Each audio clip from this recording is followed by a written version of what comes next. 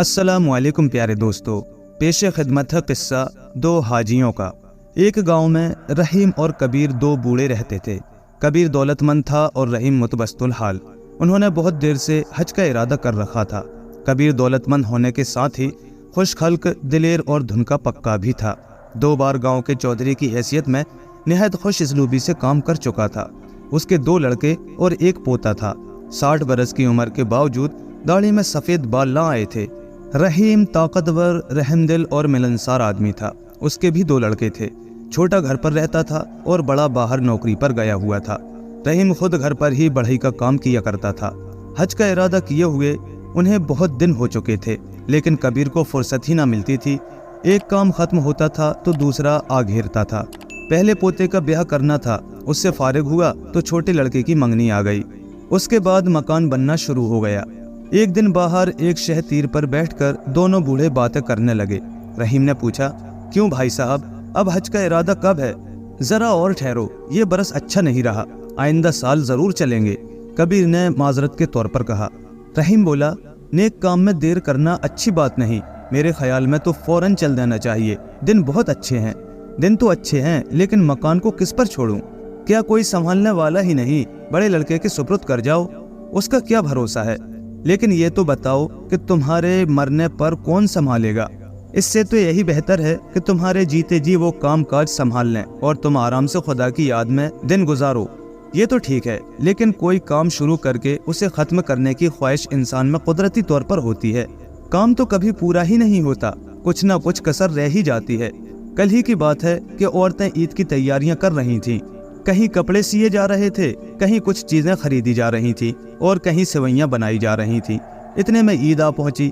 बहू बोली, ये खुदा की बड़ी मेहरबानी है कि त्योहार बुलाए बगैर ही आ जाते हैं, वरना हम तैयारी ही करते रह जाएं। एक बात और है, इस मकान पर मेरा बहुत सा रुपया खर्च हुआ है। इस वक्त रुपए की बहुत कमी है। कम अज कम 100 रुपए तो हों ज़्यादा सफर के लिए, वरना हज करना मालूम। रहीम ने हंसकर कहा, जो शख्स जितना अमीर होता है वो उतना ही मुफलिस भी होता है। तुम और रुपए की फिक्र जाने भी दो। मैं सच कहता हूँ कि इस वक्त मेरे पास 100 रुपए भी नहीं, लेकिन जब चलने का फैसला हो जाएगा तो कहीं ना कहीं से रुपये भी जरूर आ जाएगा। बस ये बताओ चलना कब है? भाई, तुमने रुपए जमा कर रखे होंगे, वरना आ कहाँ से जाएंगे? कुछ घर में से कुछ माल बेचकर पड़ोसी मकान के लिए चौखट वगैरह खरीदना चाहता है, उसे सस्ते दामों दे दूंगा, लेकिन सस्ती बेचकर बाद में पछताओगे। मैं गुनाह के सिवा और किसी बात पर नहीं पछताया करता। रूह से ज्यादा अजीज कौन सी चीज है? ये तो ठीक है, लेकिन घर के काम काज को भूलना भी अच्छा नहीं। लेकिन रूह को भूलना, रूह का ख्याल तक ना करना तो और भी बुरा है। जब दिल में कोई बात ठान लो तो उसे पूरा करके छोड़ना चाहिए। आखिर चलना ही तय हुआ। 4 दिन बाद जब रवानगी का वक्त आया तो कबीर बड़े लड़के को समझाने लगा कि मकान पर छत इस तरह डालना, भूसे के कुप अच्छी तरह बांधना, मंडी में जाकर अनाज इस भाव से बेचना, रुपए संभाल कर रखना, ऐसा ना हो कि खो जाएं। घर का इंतजाम इस तरह रखना कि किसी किस्म का नुकसान ना होने पाए। फसल पर निगाह रखना। गरज के उसकी नसीहतें खत्म ही ना होती थीं। इसके बरअक्स रहीम ने अपनी बीवी से सिर्फ इस कदर कहा कि तुम खुद होशियार और दाना हो, सब काम देखभाल कर करना। रहीम तो खुशी खुशी हंसता हुआ घर से बाहर निकला और गांव छोड़ते ही घर के तमाम बखेड़े भूल गया। साथी को खुश रखना, आराम से हज करके लौट आना उसका मकसद था। राह चलते हुए आहिस्ता आहिस्ता कुरान की आयत पढ़ता या कोई नात गुनगुनाता और बुजुर्गाने दीन के तज़किरे करता जाता था। सड़क पर या सराय में जिस किसी से मुलाकात होती, बड़ी मोहब्बत से बात करता। कबीर भी खामोशी से चल तो रहा था, लेकिन उसका दिल बेचैन था। तरह तरह के ख्यालात व इफ्कार का मरकज बना हुआ था। लड़का अनजान है, ना जाने क्या कर बैठे, फला बात कहना भूल गया, देखे मकान की छत पड़ती है या नहीं। हर वक्त ऐसे ही ख्यालात उसे घेरे रहते थे, हत्ता कि कभी कभी वो लौट जाने पर तैयार हो जाता था। चलते चलते 1 माह के बाद वो एक पहाड़ी इलाके में पहुंच गए। पहाड़ी लोग बड़े मेहमान नवाज होते हैं। अब तक ये रास्ते में पैसे खर्च करके खाना खाते आए थे, अब उनकी बड़ी खातिर तवाज़ो होने लगी। इसके बाद वो ऐसे मुल्क में पहुंचे जहां सख्त कहत पड़ा हुआ था। सब खेतियां खुश्क हो गई थी, अनाज का एक दाना भी पैदा न हुआ था। दौलतमंद गरीब हो गए थे और गरीब आदमी मुल्क छोड़कर पेट भरने के लिए दूसरे इलाकों में चले गए थे। यहाँ उन्हें बड़ी तकलीफ हुई। अनाज बहुत कम मिलता था और वो भी बहुत गिरा। رات کو انہوں نے ایک جگہ آرام کیا۔ دوسرے دن چلتے چلتے ایک گاؤں آیا۔ گاؤں کے باہر ایک جھونپڑا تھا۔ رحیم بہت تھک گیا تھا، بولا مجھے پیاس لگ رہی ہے، تم چلو، میں اس جھونپڑے سے پانی پی کر ابھی تمہیں آ ملتا ہوں۔ کبیر نے کہا بہت اچھا، پی آؤ، میں آہستہ آہستہ چلتا ہوں۔ جھونپڑے کے پاس جا کر رحیم نے دیکھا کہ اس کے سامنے دھوپ میں ایک انسان پڑا ہے۔ رحیم نے اس سے پانی مانگا لیکن اس نے کوئی جواب نہ دیا۔ وہ سمجھا شاید کوئی بیمار ہے۔ نزدیک جانے پر جھونپڑی سے ایک بچے کے رونے کی آواز آئی۔ کباڑ کھلے تھے، وہ اندر چلا گیا۔ رحیم نے دیکھا ایک بڑھیا چادر اوڑھے زمین پر بیٹھی ہے، پاس ہی ایک بچہ بیٹھا روٹی روٹی چلا رہا ہے۔ چولہے کے پاس ایک عورت پڑی تڑپ رہی ہے، اس کی آنکھیں بند ہیں اور گلا روندا ہوا ہے۔ رحیم کو دیکھ کر بڑھیا نے پوچھا تم کون ہو؟ کیا کوئی فقیر ہو؟ اس وقت تو ہمارے پاس کچھ نہیں۔ رحیم نے کہا مجھے پیاس لگی ہے، پانی مانگتا ہوں۔ بڑھیا نے کہا یہاں نہ کوئی برتن ہے نہ لانے والا، یہاں کچھ بھی نہیں، جاؤ اپنی راہ لو۔ رحیم نے پوچھا کیا تم میں سے کوئی اس عورت کی مدد نہیں کر سکتا؟ بڑھیا نے کہا نہیں، کوئی نہیں، باہر میرا لڑکا بھوک سے مر رہا ہے اور یہاں ہم سب۔ اتنے میں باہر سے وہ آدمی بھی گرتا پڑتا اندر آیا اور بولا قحط اور بیماری دونوں نے ہمیں مار ڈالا ہے، یہ بچہ بھی کئی دن سے بھوکا ہے۔ یہ کہہ کر وہ رونے لگا اور اس کی ہچکی بند گئی۔ رحیم نے فوراً اپنے تھیلے سے روٹی نکال کر ان کے آگے رکھ دی۔ بڑھیا بولی سب کے حلق خشک ہے، پہلے باہر سے پانی لے آؤ۔ رحیم بڑھیا سے کنویں کا پتہ پوچھ کر پانی لے آیا۔ سب نے روٹی کھا کر پانی پیا، لیکن چولہے کے پاس والی عورت پڑی تڑپتی رہی۔ رحیم گاؤں سے کچھ دال اور چاول لے آیا اور کھچڑی پکا کر سب کو کھلائی۔ بڑھیا نے کہا بھائی کیا سناؤں، غریب تو ہم پہلے ہی تھے، اس پر قحط پڑ گیا، ہماری حالت اور بھی خراب ہو گئی۔ شروع میں تو ہمسائے اناج ادھار دیتے رہے، لیکن آخر وہ خود بھی بھوکوں مرنے لگے، ہمیں کہاں سے دیتے؟ اس آدمی نے کہا میں نوکری کی تلاش میں نکلا، 2-3 دن تو کچھ ملا، لیکن پھر کسی نے کوئی کام نہ دیا۔ بڑھیا اور لڑکی بھیک مانگنے لگی، اناج کا قحط تھا، کوئی بھیک بھی نہ دیتا تھا۔ بہت بار کوشش کی، ہاتھ پاؤں مارے، لیکن کچھ نہ بن سکا، بھوک کے مارے گھاس کھانے لگے۔ اسی کے سبب میری بیوی چولہے کے پاس پڑی تڑپ رہی ہے۔ بڑھیا پھر بولی پہلے کچھ دن تو میں چل پھر کر کام دھندا کرتی رہی، لیکن کہاں تک، بھوک اور بیماری نے جان لے لی۔ جو کچھ ہمارا حال ہے وہ تم اپنی آنکھوں سے دیکھ رہے ہو۔ ان کی داستان سن کر رحیم نے خیال کیا کہ آج رات یہیں رہنا چاہیے، کل اپنے ساتھی سے جا ملوں گا۔ صبح اٹھ کر وہ گاؤں گیا اور کھانے پینے کی چیزیں لے آیا اور ان کے پاس ٹھہر کر اس طرح کام کرنے لگا جیسے اس کا اپنا ہی گھر ہو۔ 2-3 دن کے بعد وہ سب چلنے پھرنے لگے اور وہ عورت بھی اٹھ بیٹھی۔ چوتھے دن رحیم نے سوچا کہ کل صبح میں آگے چل دوں گا۔ یہ سوچ کر اس نے کچھ اور اناج وغیرہ لا کر انہیں دیا اور خود نماز پڑھنے کے لیے چلا گیا۔ ان لوگوں نے اپنی زمین ایک سرمایہ دار کے پاس گروی رکھ کر قحط کے اس زمانے میں کچھ دن کاٹے تھے۔ وہ نوجوان اس سرمایہ دار کے پاس گیا اور گڑ گڑا کر کہا کہ اس وقت روپیہ دے کر زمین چھڑانا تو میرے اختیار سے باہر ہے، اگر آپ ایسے میں مجھے کھیت بونے کی اجازت دے دیں تو محنت مشقت کر کے آپ کا قرض ادا کر دوں۔ لیکن وہ کم ماننے والا تھا، اس نے صاف جواب دے دیا کہ روپیے کے بغیر تم کھیت نہیں بو سکتے، جاؤ اپنا کام کرو۔ وہ مایوس ہو کر گھر لوٹ آیا۔ اتنے میں رحیم بھی آ گیا۔ زمیندار کی بات سن کر وہ دل میں سوچنے لگا کہ جب زمیندار انہیں کھیت نہیں بونے دیتا تو اور ان کی مدد کیا کرے گا؟ اگر میں انہیں اسی حالت میں چھوڑ کر چلا گیا تو یہ سب لقمہ اجل ہو جائیں گے۔ اچھا کل نہیں پرسوں جاؤں گا۔ اب رحیم بڑی کشمکش میں مبتلا تھا، نہ رہتے بنتی تھی اور نہ جاتے ہی۔ رات کو پڑا سوچنے لگا یہ تو اچھا بکھیڑا سر پر آ پڑا، پہلے اناج پانی، اب کھیت چھڑانا، پھر گائے بیلوں کی جوڑی مول لینا، یہ تم کس جنجال میں پھنس گئے؟ جی چاہتا تھا وہ انہیں اسی حالت میں چھوڑ کر چلا جائے، لیکن رحم دلی اور ہمدردی اسے جانے نہ دیتی تھی۔ سوچتے سوچتے اس کی آنکھ لگ گئی۔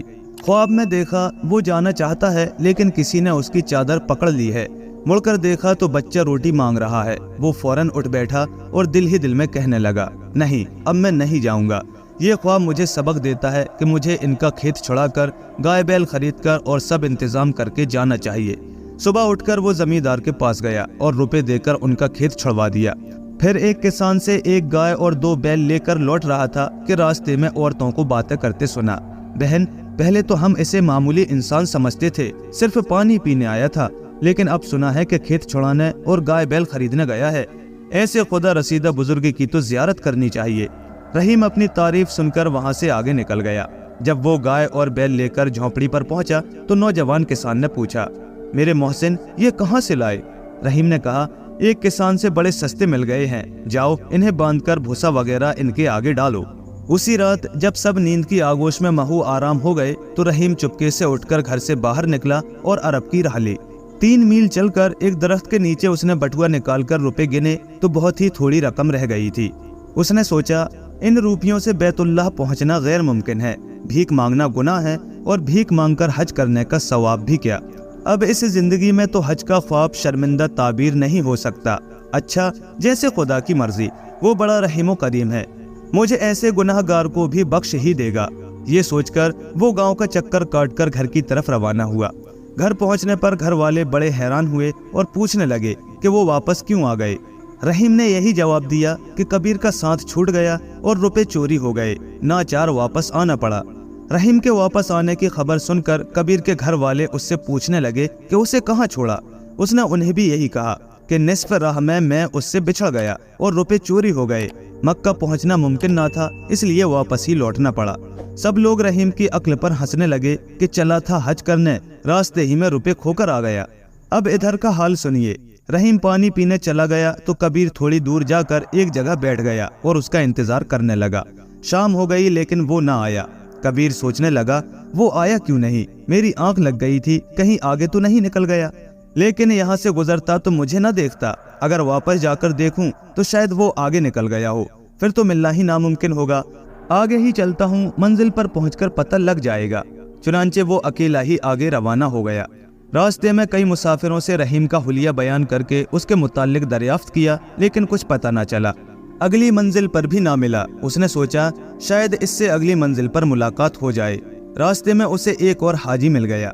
वो दोनों इकट्ठे सफर तय करने लगे और 7 ज़िल-हिज्जा को मक्का मुअज़्ज़मा जा पहुंचे।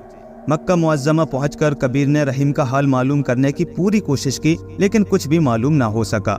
8 तारीख को एक मुसाफिर ने, जो उनके करीब ही अकामत गजी था, कहा कि मेरा बटुआ कहीं खो गया है। कबीर ने दिल में कहा, है तो बेचारा भिख मंगा सा, इसके पास रुपया कहाँ से आया, यकीनन झूठ बोलता है। लेकिन फौरन ही उसने सोचा कि किसी शख्स के बारे में ऐसा तसव्वुर करना गुनाह है। उसने दिल को बहुत बार समझाया, लेकिन उसका ध्यान उसी तरफ रहा। मुकद्दस मकाम पर आने के बावजूद दिल का गुबार ना धुल सका। वो तमाम दिन ऐसे ही वसवसों का शिकार रहा। नमाज भी दिल जमी से अदा न कर सका। 9 ज़िल-हिज्जा को फराइज़ हज अदा करते वक्त कबीर ने देखा कि रहीम भी हाजियों में शामिल है और वो हजरे अस्वद के करीब पहुंचकर उसे हाथ से छू रहा है। वो हैरान सा रह गया कि यहाँ कैसे पहुंच गया, मैं तो तमाम राह ढूंढता आया हूँ। उसने आंखें मलकर देखा, यकीनन रहीम ही था। इतने में वो हुजूम में आंखों से ओझल हो गया। सफ़ा और मरवा के दौरान फिर उसने रहीम को देखा। वो उससे काफ़ी दूर था, इसलिए उससे मिलना दुश्वार था। ताहम उसने दिल में कहा, अच्छा ही हुआ साथी मिल गया। मरासिम हज से फारिग होकर वो अपनी कयामगाह की तरफ लौटा, लेकिन उसका हाथ बटुए पर था कि कोई चुरा न ले या गिर न पड़े। अब उसने रहीम को ढूंढना शुरू किया, लेकिन वो कहीं न मिल सका। हज के बाद उसने ज़ियारत मदीना का इरादा किया और एक काफिले के हमरा वहाँ पहुँचा। यहाँ भी उसे रहीम का चेहरा दिखाई दिया, लेकिन जैसे ही वो उसकी तरफ लपका, वो निगाहों से ओझल हो गया। वो मस्जिद नबवी के दरवाजे में खड़ा हो गया कि बाहर निकलते वक्त तो मिलेगा ही। सब आदमी निकल गए, लेकिन रहीम ना मिला। 2 दिन मदीना मुनव्वरा रहकर वो वापस रवाना हुआ। वापसी में राह चलते वक्त कबीर के दिल में घर के वही बखेड़े बार बार आने लगे। 6 महीने बहुत होते हैं, इतने दिनों में ना जाने घर की क्या हालत हुई हो। कहावत है कि बनाते लगे 6 माह और पल में हो उजाड़। कौन जाने लड़कों ने क्या किया हो, फसल कैसी हुई होगी, जानवरों की देखभाल भी किसी ने की है या नहीं। चलते चलते जब कबीर उस झोंपड़े के पास पहुंचा जहां रहीम पानी पीने गया था, तो अंदर से एक लड़की ने आकर उसका दामन पकड़ लिया और कहा, बाबा जरा अंदर चलो। कबीर दामन छुड़ाकर जाना चाहता था कि अंदर से एक औरत बोली, भाई साहब खाना खाकर रात यहीं आराम कीजिए, सुबह चले जाना। वो अंदर चला गया और सोचने लगा, रहीम यहीं पानी पीने आया था, शायद इनसे उसका पता लग सके। औरत ने उसका हाथ मुंह धुलाकर उसे खाना खिलाया और फिर बोली, हाजी साहब हम मेहमानों की खिदमत करना क्या जाने, ये सब कुछ हमें एक मुसाफिर ने सिखाया है। हम खुदा को भूल गए थे, हमारी ये हालत हो गई थी कि वो बूढ़ा मुसाफिर ना आता तो हम सब के सब मर गए होते। वो यहाँ पानी पीने आया था, हमारा हाले जार देखकर यहीं ठहर गया। हमारा खेत गिरवी पड़ा था, वो छुड़वा दिया, गाय बैल मोल ले दिए और सब सामान फराहम करके एक दिन ना जाने कहाँ चला गया। इतने में बुढ़िया आ गई और बोली, وہ انسان نہیں فرشتہ تھا، اس نے ہم پر رحم کیا، ہماری حالت سدھاری، ہمیں نئی زندگی بخشی، ورنہ ہم سب مر گئے ہوتے۔ وہ پانی پینے آیا تھا اور میں نے کہا تھا جاؤ یہاں پانی نہیں۔ جب یہ بات یاد آتی ہے تو میں کانپ جاتی ہوں۔ چھوٹی بچی بھی اس کی تعریف کرنے لگی، غرض سب اس کی نیکی، اس کی ہمدردی کے گن گانے لگے۔ رات کو کسان آیا تو وہ بھی رحیم ہی کی تعریفیں کرنے لگا۔ یقیناً اس مسافر نے ہمیں پھر سے زندگی بخشی۔ ہمیں معلوم ہو گیا کہ خدا کیا ہے اور احسان کسے کہتے ہیں۔ وہ ہمیں حیوانوں سے انسان بنا گیا۔ اب کبیر سمجھا کہ مکہ اور مدینہ میں رحیم کے دکھائی دینے کی وجہ کیا تھی۔ اسے یقین ہو گیا کہ رحیم کا حج قبول ہو گیا ہے۔ دوسرے دن وہ وہاں سے چل دیا۔ جب وہ گھر پہنچا تو دیکھا کہ لڑکا شراب پی کر مست پڑا ہے۔ وہ لڑکے کو ڈانٹنے پھٹکارنے لگا۔ لڑکے نے کہا حج کو جانے کے لیے کس نے کہا تھا، نہ جاتے۔ کبیر نے غصے سے اس کے منہ پر تماچا دے مارا۔ دوسرے دن کبیر جب گاؤں کے چودھری سے ملنے جا رہا تھا تو راستے میں رحیم کی بیوی مل گئی۔ اس نے پوچھا بھائی جی خیریت سے تو ہو، حج کرائے؟ ہاں حج تو بخیر و خوبی ہو گیا۔ کبیر نے کہا رحیم بھائی راستے میں مجھ سے بچھڑ گئے تھے، کہو خیریت سے تو گھر پہنچ گئے؟ انہیں آئے تو کئی مہینے ہو گئے، اس وقت گھر میں ہے یا کہیں باہر گئے ہیں؟ نہیں گھر پر ہی ہیں۔ کبیر گھر کے اندر چلا گیا اور رحیم سے بولا السلام علیکم رحیم بھائی۔ وعلیکم السلام۔ کہو کبیر بھائی حج کرائے؟ ہاں حج بھی کرایا اور روزہ مبارک کی زیارت بھی، لیکن میں یہ نہیں کہہ سکتا کہ حج قبول بھی ہوا ہے یا نہیں۔ واپسی پر میں اس جھونپڑے میں ٹھہرا تھا جہاں تم پانی پینے گئے تھے۔ رحیم نے بات ٹال دی اور کبیر بھی خاموش ہو گیا، لیکن اسے پختہ یقین ہو گیا کہ حج اکبر یہی ہے کہ انسان زندگی بھر انسانوں کے ساتھ محبت سے رہے اور ہمیشہ بھلائی کے کاموں پر کمر بستہ رہے۔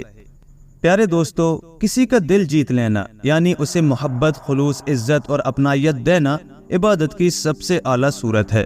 ظاہری عبادات جیسے نماز، روزہ یا حج تبھی مکمل سمجھی جاتی ہیں جب انسان کا باطن صاف ہو اور اس کے عمل دوسروں کے لیے راحت کا ذریعہ بنے۔